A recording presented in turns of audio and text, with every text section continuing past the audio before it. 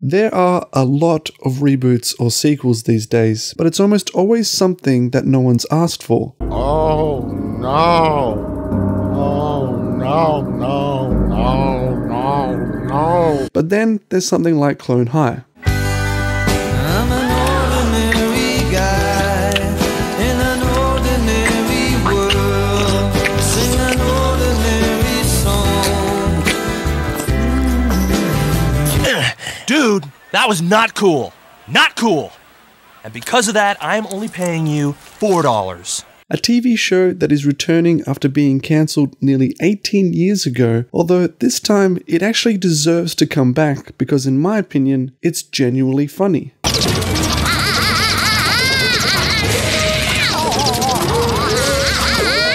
to hell, Senor Petey! Last one there's a rotten huevo. What do you think you are doing? Look, Kennedy, we kissed. And I don't want to exaggerate the importance of it, but we're gonna be together forever. Because if Mahatma Gandhi stands for anything, it's revenge! Yeah! Even Clone High's premise is poetically fitting for this theme of reboots, as it's essentially a reboot of history. It is a show about an elaborate military experiment to create and raise clones of famous historical figures. And all of this is done with the purpose of harnessing their unique strengths and abilities, but while we're waiting for all that to happen, why not put them through high school and watch them all interact with each other? Do I know you? Gandhi, we had every class together last year. I gave you one of my kidneys. I miss him. The first season only contained 13 episodes, and that alone is enough justification for the show to continue. For such a short length, it's fantastic to see how well the writers use this interesting premise throughout the show. It starts off with the clones themselves, who are all hilarious caricatures of different stereotypes, and are almost nothing like the original historical figures they were created from. You've got Joan of Arc, an angsty, cynical goth who's in love with a naive and awkward Abraham Lincoln, who then is in turn in love with a narcissistic Cleopatra. But this love triangle becomes a square as you also have JFK intermixed with all this, and who is basically like Johnny Bravo if he ever became president. Thank God I got the key to this editing room. Oh yeah, casting couch. And the best character of all, who is also the biggest caricature on the show, is the wild party animal Gandhi. No, not at a party. We're just really busy here at the teen hotline. Wow! Susie, Kelly, do me a favor and make out. So, you're depressed. In terms of taking risks with how you depict someone famous from history, this representation of Gandhi is up there with anything you might see on South Park, and I for one believe it pays off immensely. There's also many other side characters scattered throughout, from clones of Van Gogh to Genghis Khan to even Nostradamus, just to name a few. And each clone not only explores the premise to its full, but also expands the world of the show into this playground for the writers to have fun with all these characters. It's like they're messing around with history and constantly coming up with new ways to answer the question of, well, what if such and such was a clone and did this and that? Because when I see you talking to Gandhi, I feel like totally not kissing you. You want to kiss something, Cleo? You can start with my solid gold ass. The best part of all this is that you don't even need to know anything about history to enjoy these characters, because they're all hilarious on their own. Here's one of my favorite moments between Gandhi and George Washington Carver, which works without even knowing anything about either one of them. Okay, the line is, say what? Say what? Say what? Say what? Say what? What? Say what? Gandhi! The premise also expands within the different ideas each episode centers upon. For example, there's an entire episode on just explaining ADD and the stigmatisms around the disorder. Of course, Gandhi is the one who has ADD, but the episode tackles the topic in a way that I think is both hilarious and educating at the same time. ADD? Am I dying? No, it's ADD, attention deficit disorder. You also have ADHD, it's hyperactive cousin. Oh, wow. I need a minute to think about this. Hey, Hey, check out this extra flappy skin on my elbow. What is that? It's something that I've yet to see on other shows like it, although South Park might be the next closest thing. But I still think it's especially rare for something that you might initially think is a children's cartoon. And it really goes to show how the writers weren't afraid to take risks with their material. Like Mr. Green so eloquently said, ADD is not infectious. What is infectious is ignorance. If everyone keeps treating Gandhi like a contagious freak, then this isn't an awareness fair. It's an awareness unfair. Each episode to me feels like it wants to be bold enough to go somewhere crazy and controversial with these famous historical characters, while at the same time being clever and poignant about what they do and never veering too far off the deep end just for the sake of being edgy. One of my favorite ways they explore these different ideas is by inserting layers of satire and social commentary. There's another episode that focuses on the issue of littering. The school and the entire community decide to put an end to littering, but go completely overboard with how strict they must be when it comes to recycling. Soon their obsession with being sustainable becomes overly extreme to the point where this new order upsets the balance of the whole system. People like the school janitor are now out of business, and the rules of being environmental become way too restrictive. I guess some people rely on litter for their jobs. Maybe littering is good. In moderation. In moderation! Every episode has an interesting setup for these characters, and it keeps the writing feeling fresh throughout the whole series. But the show doesn't always rely on its unique premise or these interesting setups, because the characters themselves are inherently funny to watch. Okay, how the hell am I gonna get that beer? Easy. Tell them that they heard you wrong. What you said was, I'll get the beards. That makes no sense. Yeah, but if you think about it, it would still be a pretty sweet party. This is the best party ever! Thanks, Gandhi!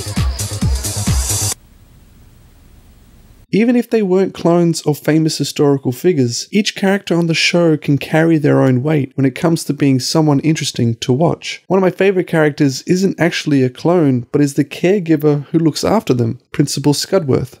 Behold the soothing power of this enchanted sweater vest! Behold it! Do you have a BB gun? I have several. Wanna go shoot birds sometime? I would love to! His neurotic, mad scientist personality makes for some interesting viewing as you watch him plan so many strange, wacky schemes that alone make me want to see his adventures as the B story to the main action. Free bacon for Scudworths? Why, I'm a Scudworth!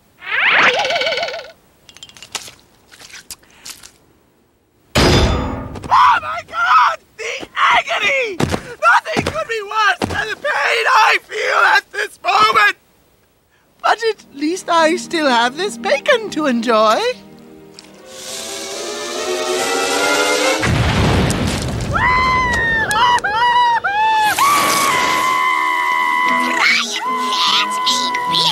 I also particularly love the back and forth dynamic with the military officials, or the secret board of shadowy figures as they are called. Principal Scudworth, if you were running this school properly, there would be no riots. Only clone soldiers trained for superior intellectual and physical combat. Little do they know I have my own plans for these clones. Plans that don't involve these shadowy figures at all. You're talking in a normal indoor speaking voice. So I am. More importantly, Scudworth represents what each character stands for, a very clear, defined, and hilarious caricature of a stereotype or personality that makes each of them watchable without even knowing anything about their historical significance. Meet Leon Black, a Harvard-educated scientist turned expert police detective. Meet Tandoori Jones, a jive-talking, smooth-walking, typical Indian super cop who plays by his own rules. None. Together they are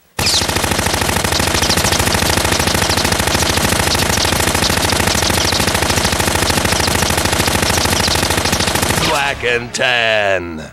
Finally, Clone High completes this solid foundation by lending itself to humor that isn't sugar-coated or watered down to be family-friendly. This show is crude, loud, and abrasive, but that's what makes it great because it's done well and never simply just for the sake of being controversial. Clone High could have easily been a show that aired on something like Cartoon Network, but in my opinion, it works so much better on a platform made for adults like MTV or Adult Swim. This is because the premise itself is about historical figures, which already is an idea for an older age demographic, but the context of a high school itself should also inherently include some adult content that isn't meant for children. It should be about teenagers doing dumb things, having sex, drinking, partying, and breaking the rules. Therefore, you're already verging into adult territory, but to go one step further, you now have a license to do more adult content, which means the show can tackle more taboo topics in a more realistic manner. Topics that are important to talk about, like ADD or recycling. This is a show that, while clever in its presentation and delivery, knows that it wants to be something bold and risky and smart and fun all at the same time. That's why it needs to have adult humor, because it thrives on making fun of adult things.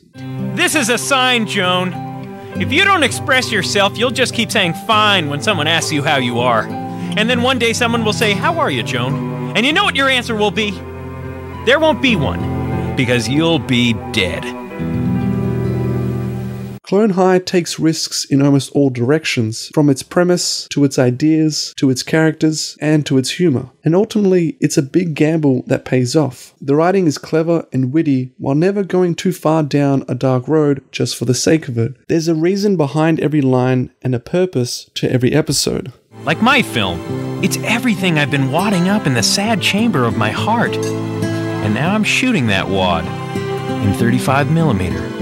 This show is a culmination of something bigger than it ever intended to be. It's like a moment in time, a spark of lightning captured in a bottle, where what started as a funny idea for a comedy became a vehicle for making a well-rounded show where you can care about so many different aspects. Even animation feels second to what the writing manages to accomplish, because this show isn't about any single one character. In the end, Clone High ends up being about something more. A family. And like any good family, you can't wait to see them all again.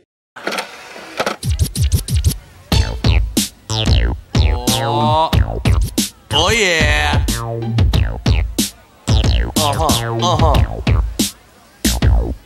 G-spot rocks the G-spot. G-spot rocks the G-spot. What's my name? G-spot. What do I rock? The G-spot. G-spot rocks the G-spot. G-spot rocks the G-spot. What's my name? G-spot. What do I rock? The G-spot. G-spot rocks the G-spot. G-spot rocks the G-spot. What's my name? G-spot. What do I rock? The G-spot. G-spot rocks the G-spot. G-spot rocks the G-spot. What's my name? G-spot. What do I rock? The G-spot. I never thought the world would see Abraham Lincoln dissing Mahatma Gandhi. Gandhi, no! Not our matching friendship locket! Best dudes forever, Abe? Best dudes forever?